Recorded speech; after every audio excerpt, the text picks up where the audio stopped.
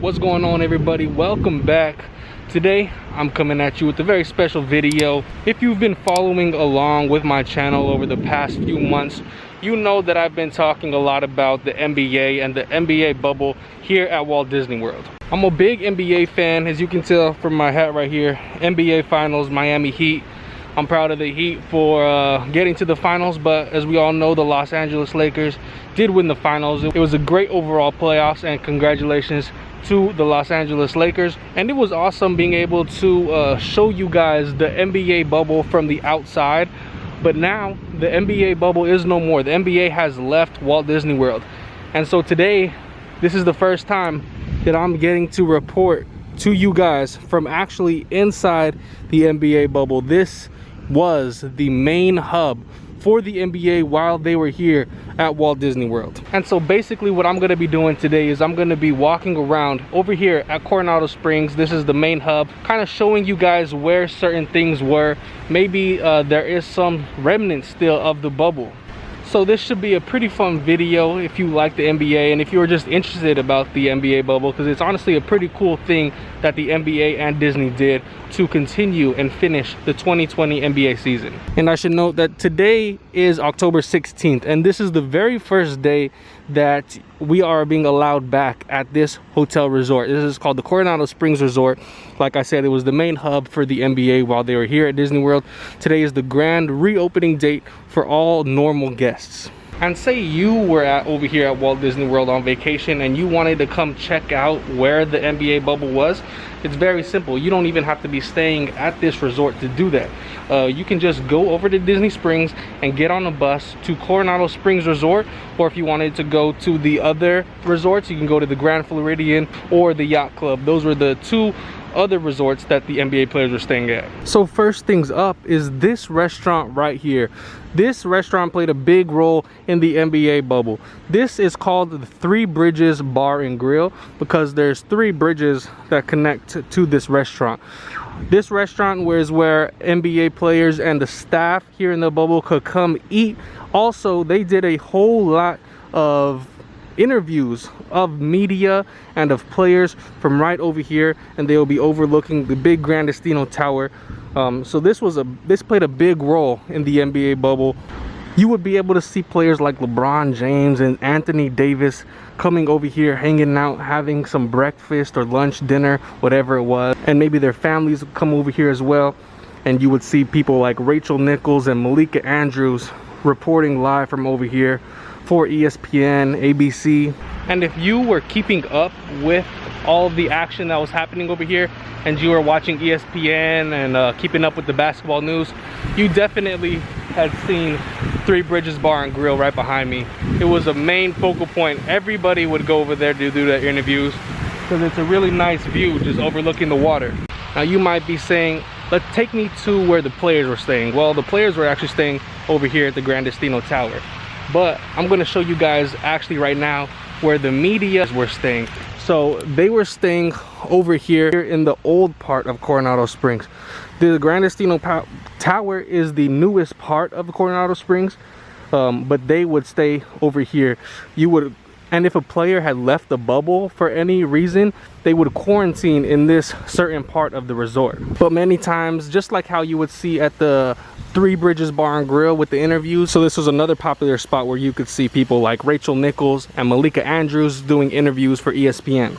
The NBA had very stringent rules regarding the bubble.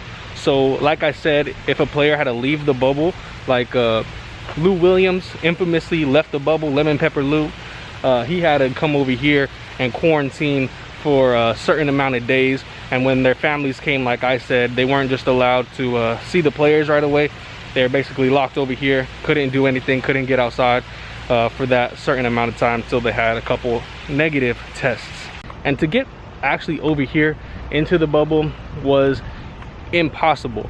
You had to have clearance. There was security everywhere. They were not going to let anybody jeopardize this NBA season. So props to Disney, props to the NBA for actually being able to make this happen. It's very incredible. Once everyone got over here and everyone was quarantined, and then they got out of quarantine and started living their life here in the bubble, there was zero positive cases for coronavirus. I believe the NBA bubble was going on for like 4 months, so that's a big accomplishment. And some of you may be asking, so what did the NBA players do for fun, just for like recreation, when they weren't doing basketball related things? Well, they could do a lot of things. Like they did ride bikes all throughout this bubble at Coronado Springs. This is a very huge resort. They rode bikes a lot. I saw a lot of videos of them doing that. I saw them fishing. They fished in this lake. They were fishing off the bridges over here. They could also go to the other 2 resorts to say if they wanted to go on a boat over there or fish over there. They actually went to Splitsville a couple times over at Disney Springs. That's a bowling alley. And then of course, if you're in Florida, you got to take advantage of the pools. Coronado Springs has an awesome pool. This isn't a slide, but there is a slide over here that leads back in this area. So you could take advantage of the pool. There's actually a little bar right here that they could go to. Volleyball court. I don't know if they were playing volleyball. And now before we head into the Grandistino Tower, before I show you guys what's in there, there's a couple places that I'm not sure if I'm going to be able to go to show you guys. But up here at the very top, this was a restaurant, and for the NBA players, they turned it into like a player lounge where they had like ping pong, video games, pool, stuff like that in there. And then just below that place is like a little brunch area where you can get food and drinks and stuff like that. And Grandistino Tower is one of Disney's newest additions. This just opened up last summer, so the NBA players had it real nice over here. I don't know about compared to where they usually stay, but for Disney Resort, this place is really nice. And I remember being able to tour the Grandistino Tower before it actually opened to the public last year, and never in a million years would I have thought that in just 1 year this place would be the center of the NBA for the 2020 season. So right now where I'm at, I'm on the lower level of the lobby. This is called the Barcelona Lounge, and players would come over here to just basically hang out. And a lot of times I've seen them over here after like a win or something, celebrating with a drink. And this is the main check-in area of the lobby. I doubt that the NBA players actually had to check in for their rooms. So that is the Grandistino Tower. I'm not gonna go all the way up here, or I'm not gonna go into the certain floors. I just wanted to show you guys a little bit of what it was like on the inside. It's very nice. Some of the players had vlogs where they showed a lot of the Grandistino Tower, a lot of what's in here, like on their certain rooms. So basically each team had their own floor that was specifically for them, and everybody on that team would stay in that floor. So they took out beds to make room for the weights for the players to be able to work out actually inside of a hotel room. That's pretty crazy to think. Also, they had like different massage therapists in here for the players' treatment, stuff like that, physical therapy to get them ready for the games.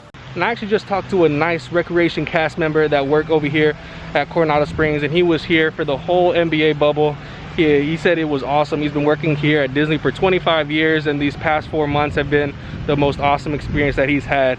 He basically would say that the players would just come out and they would just be hanging out all around. So it's honestly pretty cool for people who love the NBA to you just see these players on TV all the time, and then all of a sudden they're just out here walking around like normal guests. He also said that the Lakers, they had the top floor, so they were on the 12th floor, and then the Bucks were right under them.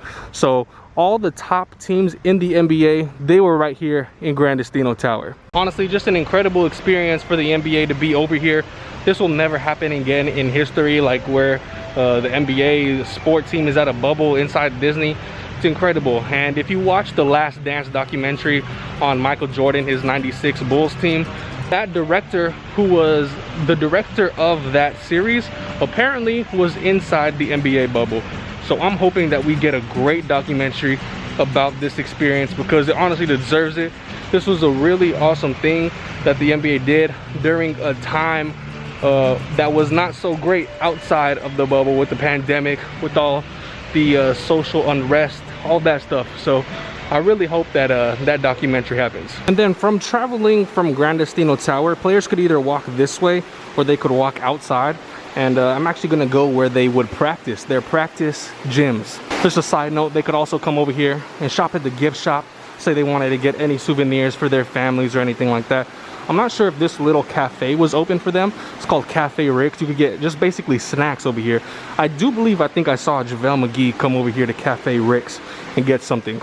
If you guys are more interested about what the bubble was like and you want to see it from a player's perspective, go check out JaVale McGee and Matisse Thybulle. Both of their vlogs were really great. They show a lot of things that happened over here. So this is another restaurant that the players could possibly eat at. This is called the Rick's Sports Bar and Grill. Pretty sure everything was open for these players and for the staff. This is also another place. This is kind of more like a cafeteria style option. I'm not sure if this was open. I honestly didn't see anything from the vlogs, from the players, any pictures, videos where people were eating over here, but maybe they were. And then we come straight through these doors to the convention center, and this is where all of the practices were being held. And as you can see, this is a ghost town right here. Nobody's over here, but best believe just a few weeks ago this place was bumping with all the NBA teams that were over here. They're practicing here. There was some interviews that would go on. So we got like ballrooms. That's probably where the basketball courts were, and they practice here every day. So basically this was it. The courts were all inside here. There's a couple different convention centers. The Coronado Springs is a huge convention center resort, so that's one of the reasons why they stayed over here, and this is the main hub. But I gotta think that just inside these doors, the courts are still probably being dismantled because the NBA just left a few days ago. The Lakers just won the championship like, I think a week ago, maybe less than a week ago. So there's no way that they probably could have got the courts taken out and everything set up to how it used to be. It's pretty amazing how they transformed convention center ballroom into, I think they had like 3 or 4 different full-size NBA courts in there. It's really great work. So that's really all I can show you from this hotel, from the Coronado Springs and Grandistino Tower, which of course was the main hub for the Disney NBA bubble. This is where everything went down. So hopefully you guys enjoyed that little tour, a little glimpse of what the NBA bubble was like. I think that it was awesome what both the NBA and Disney did, and the playoffs turned out to be really great. Proud of Miami Heat. Congratulations to the Los Angeles Lakers, of course. And this is like my 3rd or 4th video where I'm documenting the NBA bubble.